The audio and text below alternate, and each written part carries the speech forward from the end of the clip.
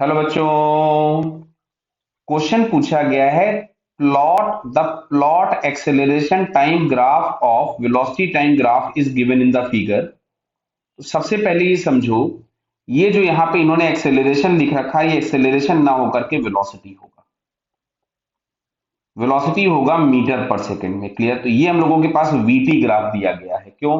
क्योंकि नीचे वाले जितने भी ग्राफ हैं, अब समझो ये सर आपको कैसे पता चला। अगर ये एक्सेलरेशन टाइम ग्राफ होता तो ए बराबर कुछ भी के टी होता, तो v बराबर हमारे पास मिलता के टी स्क्वायर बाई टू। मतलब ग्राफ नीचे वाले पैराबोलिक होनी चाहिए थे, जो कि नहीं दिए गए हैं। अब चलिए वापस आते हैं हम लोग। तो ये वाला जो पार्ट है, मतलब ये जो ऊपर एक्सेलरेशन लिखा था वो गलत हो गया। अच्छा, अगर ये v होता तो v बराबर हमारे पास कुछ के टी, अगर हमने इसको डिफरेंशिएट किया होता तो a बराबर सम कांस्टेंट मिलता, जो कि हम लोगों को नीचे वाले जो ग्राफ दिए हैं वो सारे के सारे कांस्टेंट हैं।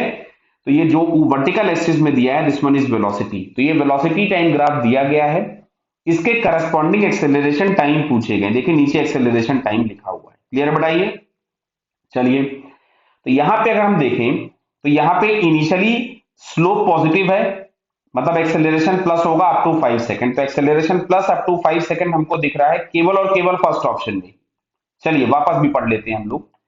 अच्छा, 5 से 15 सेकंड तक आपको दिख रहा है कि इसका स्लोप निगेटिव हो गया। क्यों? ऐसा क्यों बोल रहे हैं आप?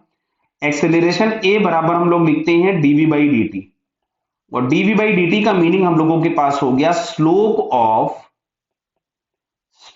Of VT curve. क्लियर है?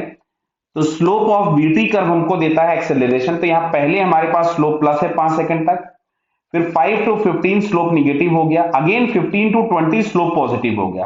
बराबर है? तो यहां से अगर हम देखेंगे तो 0 टू 5 स्लोप प्लस है, फिर 5 टू 15 स्लोप निगेटिव हो गया और अगेन स्लोप पॉजिटिव हो गया। तो बेटा ये हम लोगों को केवल और केवल फर्स्ट ऑप्शन में दिखता है। So it's correct answer is first. Okay बेटा, ऑल द बेस्ट।